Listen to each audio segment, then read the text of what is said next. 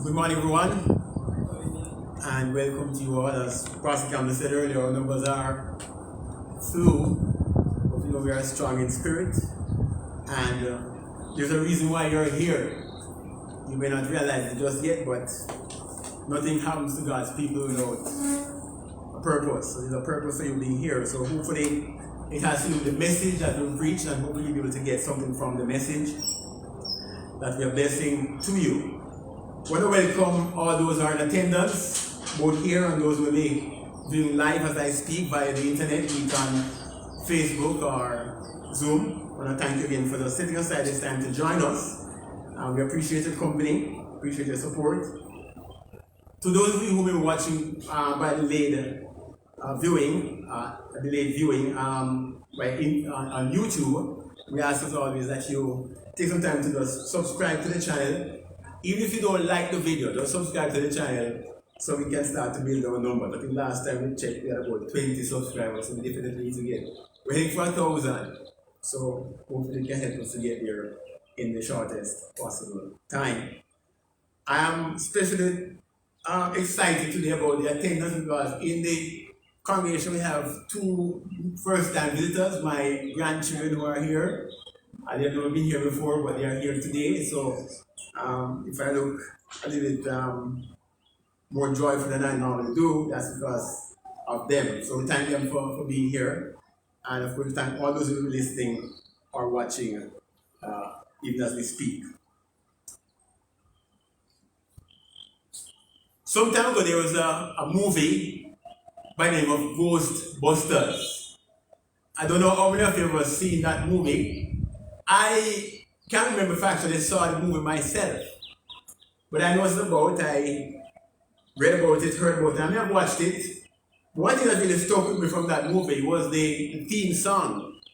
The first two lines go something like this: if there is something strange in the neighborhood, who you gonna call? There is something strange and it don't look good, who you gonna call? And of course, the refrain was Ghostbusters. The message was kind of clear. If you have a problem with ghosts, don't bother to call the doctor or the priest or the MP. Go straight and get in touch with the Ghostbusters, because that's their job. They would catch ghosts. I guess they dispose of ghosts, or they did that.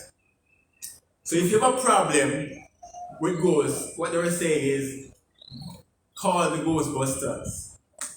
Now, if you have a problem with ghosts, I've never had a problem with ghosts. I remember once coming from a movie back in the day when they had midnight movies over Happy New Drive-In cinema. Every New Year or Christmas Eve, they premiere a new movie. And I think one might have been Dracula. It was one of those horror shows. So on the way back, there was a group of us walking together, and we're cool once we're together. But as we got closer to our respective homes, we started to part, and so one person would head off and it was a few of us. So we started with about 10, then got like about 8, to about 6, about 4. Finally got to my road, and there were just 2 of us. Fortunately, I was not going to be the last one, because the guy that was with me, he had another way to go by himself. But we were all kind of scared, he didn't want to admit it. And I remember after he left and he went up, I went inside and I couldn't wait for my father to open the door to let me in because, I was kind of a bit antsy. And when I got in and got into my room, turned on light, changed my clothes and turned off light, for some strange reason, the jacket that was hanging on the back of the door for some reason seemed like a person. And I had to turn on the light, take off the jacket and hide it, because it reminded me so much of what the movie was all about. I mentioned it because I've never really had a problem with ghosts, as some I've had. But I've had other problems, and you may have had other problems as well. It may not be ghosts, it may be taxes, tax returns, it may be some deadline you have to maybe for rent or for the light bill, or you run the risk of having your water disconnected. It may be a research paper that is due or overdue, and if you don't give it by a certain time, so you have some kind of problem. It may be a health concern. Maybe you got a bad report from doctor that doesn't look very encouraging.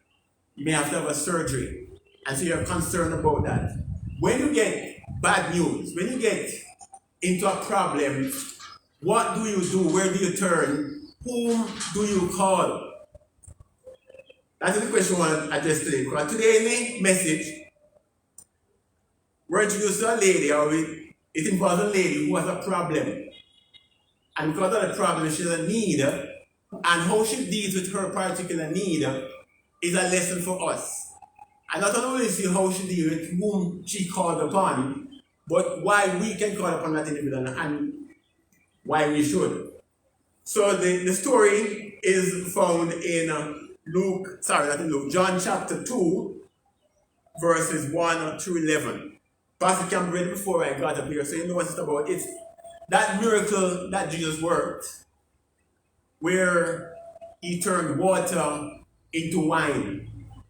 Now, it's a very popular parable, popular miracle that many of us are familiar with. Probably because it's so easy to remember, it's so easy to tell, but also it's probably because it's the first miracle that is recorded in the Bible being done by Jesus for us.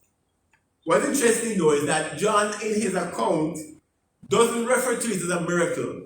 He refers to it as a sign. If you look at verse 11, it said this, the first of his miraculous signs. So not every translation has the word miraculous, but it's a sign. And what John wants us to understand is that this was not just a miracle that Christ did, but it had a specific purpose. The purpose of the miracle was to reveal that Jesus of Nazareth was the Messiah.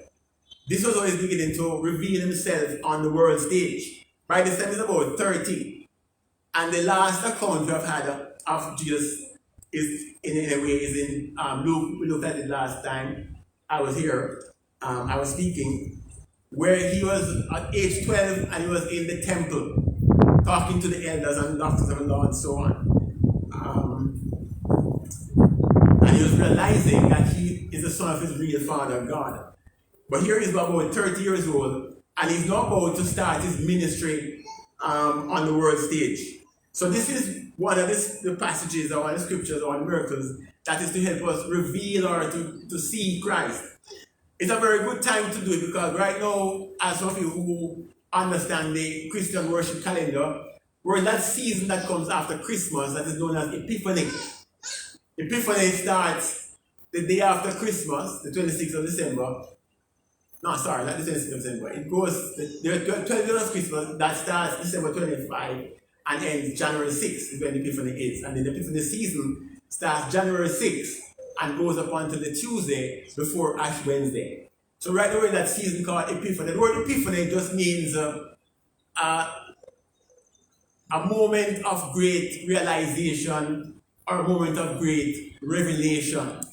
So this is a time of the year when we look at things that reveal Christ, that shows that Christ is not just a man, that he was very God, even though he was very human. So this is the sign that we speak of here.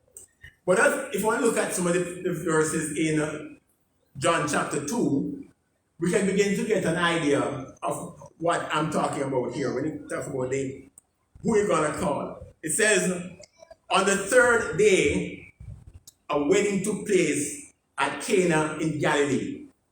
Now, we see the word wedding and we tend to think of a wedding just like how we know weddings to take place. The average wedding in Jamaica, I would think, probably lasts about, 6 to 12 hours. Let's say it starts at 2, the bride comes late, she comes at 3.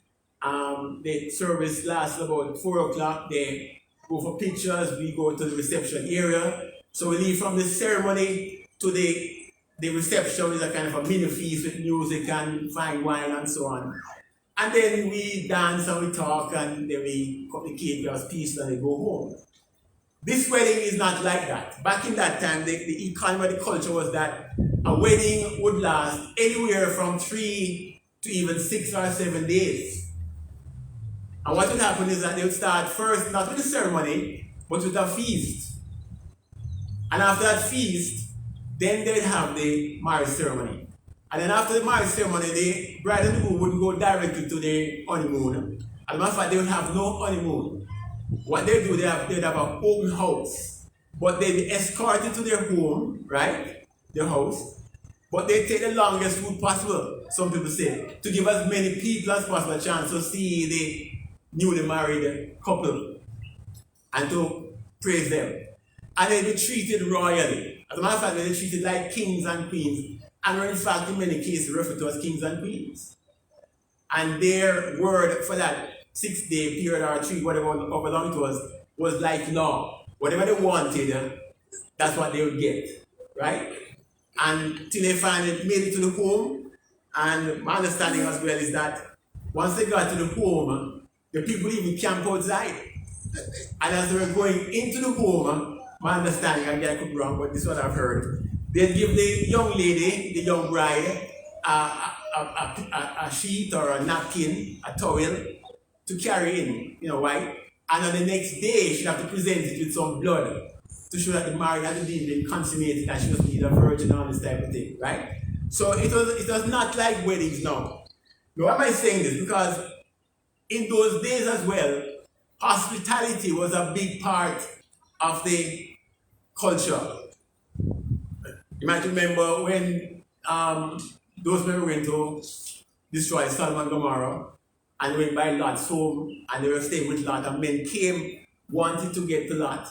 And Lot even wanted to give his virgin daughters out to the crowd so that they wouldn't trouble his guests. Because once you're a guest in your place, you have a great responsibility to make sure that that guest is taken care of. So here it is at a wedding where the parents of the groom who are responsible for hosting the wedding are responsible for taking care of their guests. They can't afford the guests to have the problem. So for them to run out of wine at a time like this is not just a bad situation, but it's a tragedy, right? So when you read the story, it says Jesus' mother was there, and Jesus and his disciples had also been invited to the wedding.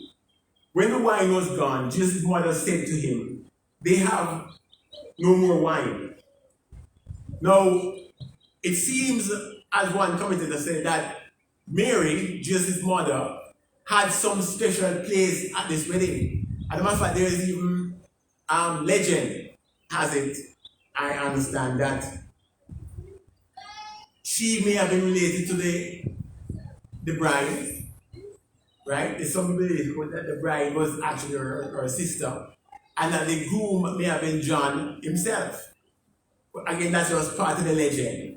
But whatever happens, it seems that she have some special place at this wedding because it seems that she was responsible for the arrangements in some way, certainly with regards to the wine. But also, if you notice how she interacts with the slaves or the servants, not slaves, sorry, the servants, she had authority over them. So it is believed that she had some kind of a special privilege or place at this wedding. So she goes to Jesus when the wine was gone, and Jesus' mother said to Jesus, "They have no more wine." "Dear woman, why do you involve me?" Jesus replied, "My time has not yet come." Now, different translations record this differently. Some just have "woman, what have I to do with you," or "what do you have to do with me," etc. And it can come across as being disrespectful. One commentator I was looking at wants us to know that the word that is used for woman here, gunai or whatever it is not in any way a disrespectful term. It's the same word, woman, that he used when he was on the cross in his last moments before he died. And he was giving John the responsibility of taking care of his mother. When he says, "Woman, behold your son. John, our son, behold your mother." Right? It's the same word. It's a term of endearment, it's a term of respect. So it's not disrespectful in any way. Right? It's like saying, as we would say, for example, it's like saying, "Boobs, where are your children from?" Or, that type of thing. It's a term of affection, affectionate term. So it says, his mother said to the servant, "Do whatever he tells you." Right? And we see later on that they actually did this. Now it says, nearby stood 6 stone water jars, the kind used by the Jews for ceremonial washing. each holding from 20 to 30 gallons. Now, it says there are these water pots, water jars. Jars contain water, 6. Each of them contain about 20 to 30 gallons. That's a lot of water. Now, John points out here because he's writing to a Gentile audience, as well as a Jewish audience, but he hopes that the Gentiles will read it as well. So he's kind of explaining what the water was used for. It says, the water jar, the kind used by the Jews for ceremonial washing. Now, this is in a home. And so the washing of the table is not any kind of baptism or anything like that. It's for the ritual foot washing and the hand washing. You know, back in that time, they didn't have cars, they didn't have motorcycles, their mode of transportation was by foot. They were pedestrian, mostly.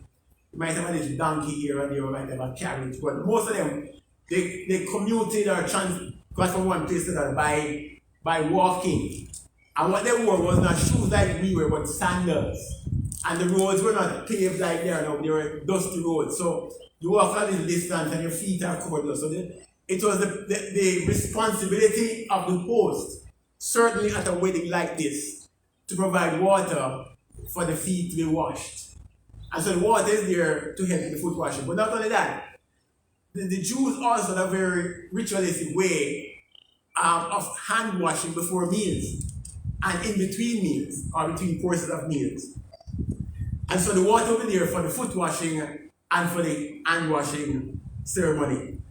Right? It says in verse 7, Jesus said to the servants, fill the jars with water.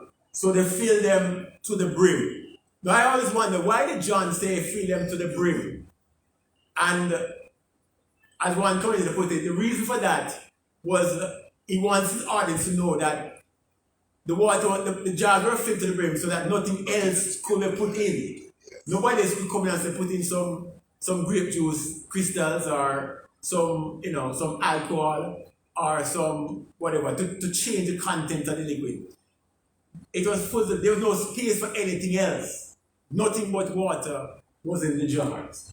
Because he wants us to know that what happened was a real miracle. That only water went in, but what came out was only wine. And wine, as we see, of the best quality. So it said, then he told them, after them to fill to the brim, Jesus said to the servants, fill the jars with water. So they filled them to the brim. Then he told them, now draw them some out and take it to the master of the banquet. Now the master of the banquet is not like a MC or a master of ceremony. It's more like the head waiter who is responsible for the seating arrangements, but also responsible for the wine and the setup, right? So he's going to that person, he says to the servant, take some of the water that you put into the jars and take it to the master of the banquet. They did so, and the master of the banquet tasted the water that had been turned into wine. Now, the servants probably thought it was still water. It's not until the master of the banquet tasted and realized that, wow, this is not water. This is some of the best wine I've ever had. He did not realize where it had come from, though the servants who had drawn the water knew. Then he called the bridegroom aside and said, everyone brings out the choice wine first, and then the cheaper wine after the guests have had too much to drink. But you have saved the best till now. What you're saying essentially, not the custom, but the usual practice is that when you have a thing like a wedding that's going to last for several days, you know how you can't afford to provide good wine for every single day. So you buy some good wine and you buy some cheap wine, and you put out the good wine first when the taste buds are still sensitive, and they drink up that. But after they have drunk wine for a few hours, they don't get drunk, but their taste buds get desensitized. So when you give them the cheap wine, they can't really tell the difference in quality, right? But it says, you have not done that to the people at this wedding. You have saved the best for the last. In other words, the wine that came out of that jar, or those jars, was better than the wine that was being served, than the choice wine at the beginning of the wedding. And then it says in verse 11, this is the first of his miraculous signs Jesus performed at Cana in Galilee.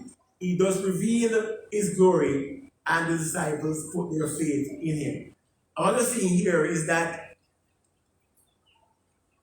Christ does this miracle serves as a sign so that those who see, right, will understand that they are getting a revelation. He says he does reveal his glory, and his disciples put their faith in him. So he revealed himself to them by doing this, that he's not just an ordinary man, that he's able to turn water into wine, he's able to work miracles. And that will cause his believers and disciples to have trust and to have confidence in him.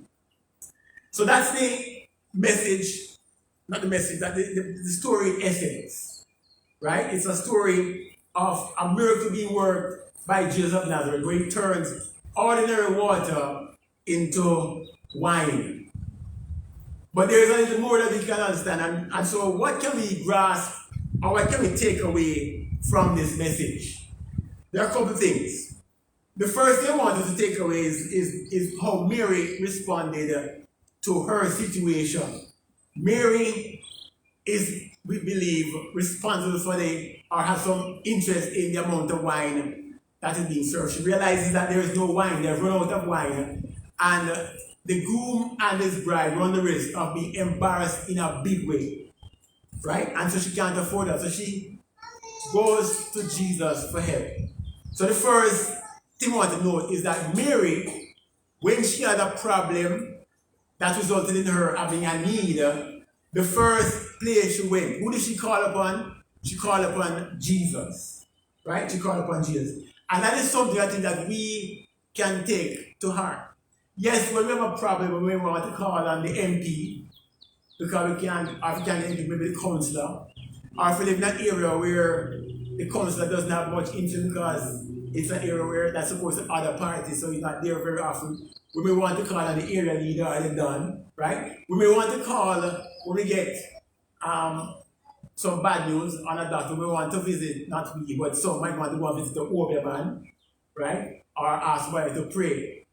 The point is, what Mary did when she had a problem, she turned first of all to Jesus. That's the first thing. That when we have a problem, when we have a need, we should think about going to Jesus.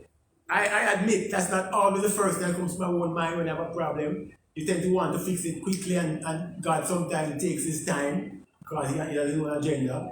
But what we can learn from Mary's situation is that she knew Jesus well enough to know that if she had a need, she should go to him. Now, this is possible because he was her son, right? And there's no mention of Joseph in the story. So it's very possible that by this time Joseph had died. And Jesus had the one, as the firstborn of Mary, who was taking care of the family in his father's absence. And so she had seen him at work. She knew what he could do, what he could do. She knew that she could trust him. She knew that she could call upon him. And that's the same that we need to keep in mind, that we can call upon Jesus no matter what time of day or night it might be. The second thing is this. We have to do what he says. Do what he says. The fact that Mary called upon him, the response she got could have been discouraging, because if you read it, that's what the Bible says. It says, his response to her was, "Dear woman, why do you involve me? My time has not yet come." Some translations say, "My hour has not yet come." And so it could be discouraging. But she was not put off. She knew that even though she did, it seemed like he was rejecting her, she was prepared to stay with whatever he said. But not only that, she said to the servant, "Do whatever he tells you to do." So she had confidence in his ability. She didn't know what he would do. She didn't know how he would do it. But she knew that whatever he did, it would be the right thing. She had that confidence, she had that trust, that whatever he did, it would be the right thing. And that's how we need to approach the throne of grace. Not without confidence, but with confidence, because we are truly a place, a throne of grace, a throne of mercy, knowing that God is there, willing and able to help us. And he may not help us in the way we want. He may not give us the answer we were looking for, the answer we are hoping for, but we can know that the answer he gives will be the best answer. It may not seem like it in the short term, but in the long term, it will prove itself to be indeed the best answer for all parties involved. So that's the second thing. So the first thing is to, when you have a problem, when you have a need, look to Jesus. Turn your eyes upon Jesus.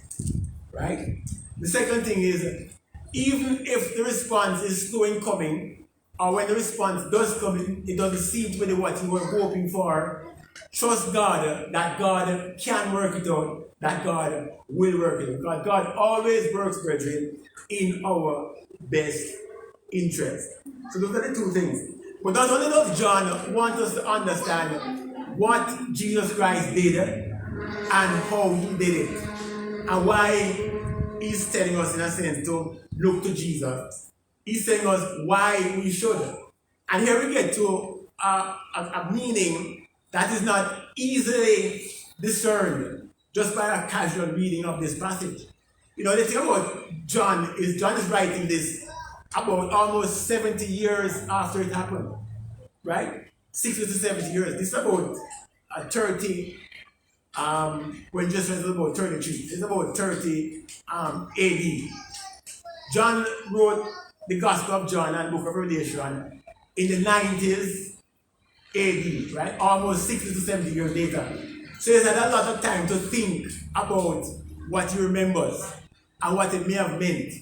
I want to understand here, as some commentators bring to point out, well, one commentator, practical man by the name of William Barclay, a Scottish theologian, he said that when John writes this, John is writing for Jews, but he's also writing for Gentiles as well.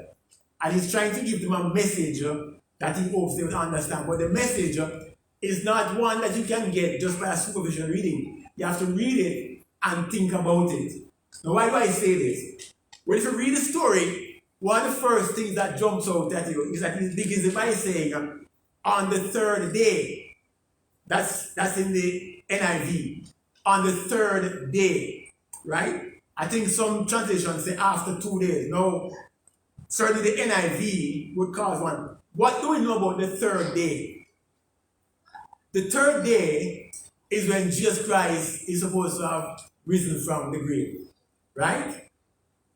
When Paul says he has come to preach the gospel of Christ and him crucified, he said he was crucified, but then he says he was resurrected on the third day. In a lot of places, the resurrection took place on the third day. So the casual listener, not the casual, the Jewish listener, or the discerning reader would see this third day and it would mean something to them. They would start to think, well, what happened on the third day? What happened on the third day was Jesus' resurrection. So this is pointing to something unusual, something that will reveal or that will link Jesus Christ to his purpose as our Messiah, right? The other thing that will come to mind is in verse 6. It says, nearby stood 6 stone water jars, the kind used by the Jews for ceremonial washing. Now, we in Jamaica, we in the Western world may not think a lot about this, and let's turn to numerology, the study of numbers. Why do I say this? Because many people understand, or would have understood this time, that 7 in the Hebrew culture is the number of perfection, right? The number 7 is supposed to be, in some quarters, lucky 7, or it's the number of perfection. I remember when I was in school, at lunchtime, you know, they did with a very good game that we call over 7, under 7, or lucky 7. That kind of a gambling game, you know, you might have like a board and you write, do a piece of paper and have lucky 7 in the middle, then you know, under 7, over 7, and you bet. You drop it like a $10 or $20, and you double or nothing. So if you put on under 7 and you throw the 2 dice, and it comes like 4, you get $20 your money. If you came to like above 7, then you lose the money. Alright? But the point I'm making that even that sense, you can understand that the number 7 has some significance. Now, why am I saying that?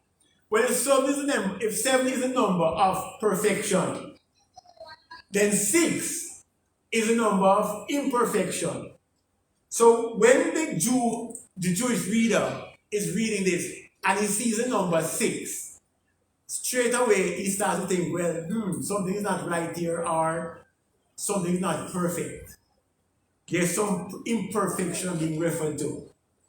And what John wants us to understand is that the water being put in the jars is a reference to the imperfection of the law that Jesus was coming to replace. Right? You know, you might have heard of the Transfiguration, where Jesus took some of his disciples, Peter, I think, and James, and maybe John, and he went on this mountain, and the Bible says he was transfigured before he became as white as, bright and white and so on. And along with him were two individuals. On the one hand was Moses, on the other hand was Elijah. Moses is the great lawgiver. He represented the law. Elijah was the great prophet. He represented the prophets. Now, the law and the prophets are the two things that guided the Israelites. That's how they lived their life. They lived their lives according to the law, right? That was where the rules and regulations of how they should live were laid out. But they also lived by the writings of the prophets, because the prophets were inspired by God, and so whatever the prophets said or wrote could be used and should be used to guide them.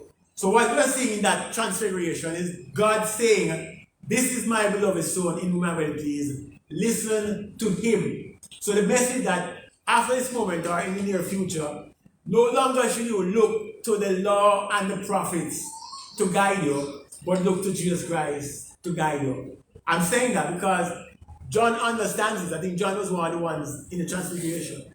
And John knew that Jesus Christ had come to replace the law. He had come to do for us what we couldn't do, right? And he had come to save us, because the law by itself would have condemned us. The law made a demand on people that they couldn't satisfy. That's why the sacrifices had to come in, because God knew that they would not be able to keep the sacrifices that they should. And even after that failed, that wasn't working out, he sent his Son to become the ultimate sacrifice. So the point is, the 6 jars represented the imperfection of the law that Jesus Christ came to bring, to replace. And so the water, you could say, was reference to the law. The wine that the water replaced, or the wine that the water became, represents the grace of God. The grace of God that was so much greater than the law. The grace of God that could do what the law could do. So what John is here saying then is that Jesus Christ had come to replace the law, and what he was going to replace was by his grace. Right? That grace was going to replace the law. There is something else as well. It says in one of the verses here that the amount of wine involved, that there were 6 containers, right? And each of those jars held between 20 to 30 gallons. So let's say they fill it to the brim. So let's say they have 30 gallons in each. 6 gallons, 180 gallons of wine. Not just of ordinary wine, of good wine. Now this wedding is taking place in a home. It's not like at a restaurant or a hotel with a whole heap of people. It's, let us say, a family and the extended family and a few good friends. So we're talking about what? 30, 40, maybe 50 persons. It's very hard for 50 persons, let us say, to drink up 180 gallons of wine. That will take up big time, a lot of time. So what is the message? The message is that the grace that Christ brings into our lives is almost limitless. He said 180 gallons here, but we know it's more than that. We know that Paul tells us, for example, in the book of Romans, that there was nowhere that sin could be that grace. There was nowhere that sin could abound, where grace did not abound even more. So what we want to understand from this is that the grace that Christ brings into our lives, the grace that Jesus Christ brings into our mix, is almost unlimited. It's not only sufficient, it is more than sufficient. It is all that we need and more than we need. So it's really saying that you cannot really miss by putting your trust in Jesus Christ. You know, when the Apostle Paul was ill with a thorn in the flesh, he went to God 3 times, the 3 times I besought God to heal me, and God didn't. Right? Why? Because God said to him, my grace is sufficient. Now at the time, Paul may not be able to understand why God was not healing him. But he understood later. Because later on he said what? To keep me humble. You see, John had received revelations. God had received visions that nobody else had received. And if John was not careful, those visions, those revelations could cause him to get sweat-headed, could cause him to get an overinflated opinion of himself, to cause him to think that he was more than he was. And so John realized later on that one of the reasons, maybe not the only reason, but one of the reasons that God did not heal him was because God wanted him to stay humble. Right? Because he says, to this man will I look. So that the humble of a contrite spirit or a broken spirit, a contrite heart. Right? God avoids the proud and haughty man. God looks to the humble individual. So what I'm saying is that even though Paul did not realize or may not have realized at the moment why God was not healing him, he came to realize later on that it was for a particular purpose, that God was using his illness to keep him humble. That turned flesh to keep humble. And so we should do the same. We should do the same. Now, there's something that I will just mention here quickly. He's writing not only to Jews, he's writing also to the Greeks. And the Greeks had their own story that was similar to this. The Greek had a god of wine. Right? Just like how the Romans had a god of wine and a god of celebration. And Cupid, we see Valentine's Day, is really a kind of that Bacchus. I can't remember exactly what gods were. But the Greeks and Romans had their gods. And one of the Greek god of wine was this man called, this god, demigod called Dionysus. And one thing that he was a god of wine, so he was in the business of producing wine.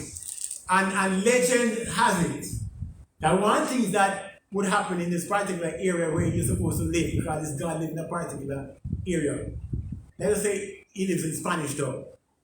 And so people go to Spanish Town because the god is there. And one thing that they would do where he lived, they'd bring 3 empty kettles and they'd put it in the temple or the place where he resided. And they'd go away. And the next day they came back. They would look at the kettle filled with wine. The best wine, because the god of wine, Dionysus, had filled them with wine.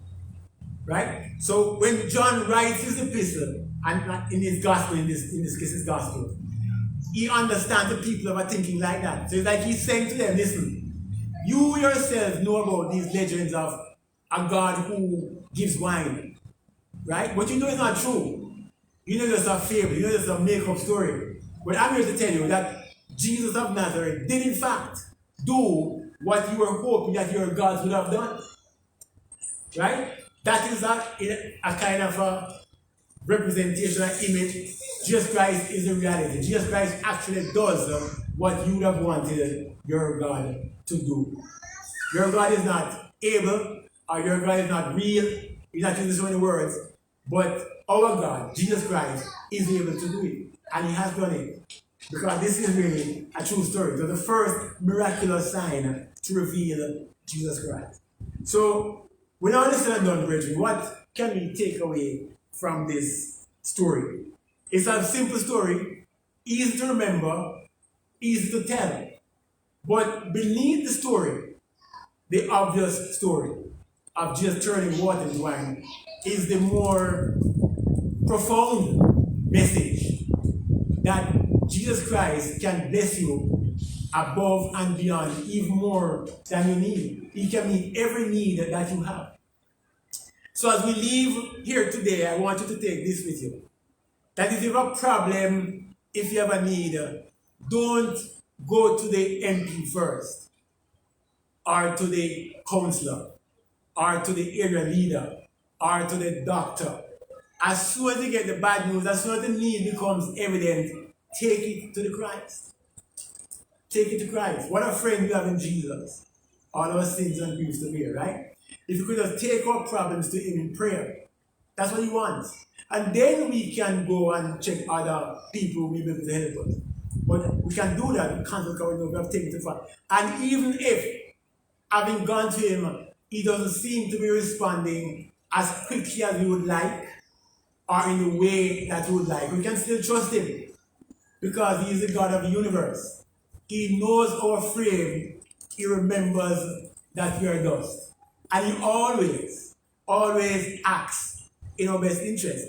He is always faithful, even when we are faithless. Right? And He may not give us, as I said, what we want, but He gives us what we need. And if you really trust Him, and it's not against His purpose, He will sometimes give you, many times, give you more than you need. So the message today is this. If you have a need, don't call the Ghostbusters. If you have a need, call upon Jesus. Let your need be known. Let your supplication be known. Right? So that He can help. Do that Mary did. And if it doesn't seem to happen as fast as you like, you wait like patiently upon Him wait. Because you will find that when you invite Jesus Christ into your life, when you put and you commit all your cares to Him and allow Him to act on your behalf, you will be blessed even more than you need. You'll find that His grace is sufficient, and in some cases even more than sufficient. And you'll find that if you can start trusting Him and do that on a regular basis, start to walk with Him, what you'll find is that once you commit your life to Jesus Christ, you become not just a new person, a new creation, but you have a new mindset and attitude, and your new life will be like drinking wine instead of drinking water. And so that's what the message in this whole thing about when Jesus Christ changed water into wine, is for us to know that we should have a problem with trusting in God's grace. Because if we do that and trust Him and we are going to work in our lives, then our lives will be so blessed that it's as if we stop drinking water and start drinking wine. Because God is gracious and God is good. Let's continue the prayer. Father in heaven, Almighty God, we come to You at the end of this message. Very thankful to God for the time we were able to spend together. Thank You for bringing us to this place. Thank You to God for Your word that You have preserved over these many years. We thank You for the understanding that You have given us of Your word. And we thank You today, Eternal God, for any new insight, any additional insight that we have gotten.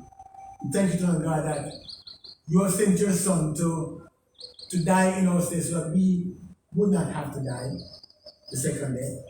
You have sent us, Eternal God, so that we could experience Your grace in a very special way. And so it asks, Eternal God, we ask now that You just help us to be humble enough to look to You, to trust in You and in Your great ability to provide for us, and not to lean on our own understanding or to trust in our own ability or the ability of friends and others that we know. Help us to look to You first, to seek Your help, to seek Your guidance, and to act accordingly. So I thank You again for Your help, and thank You for your involvement in our lives. Thank You that we know You and know You to be a God who provides in so many ways.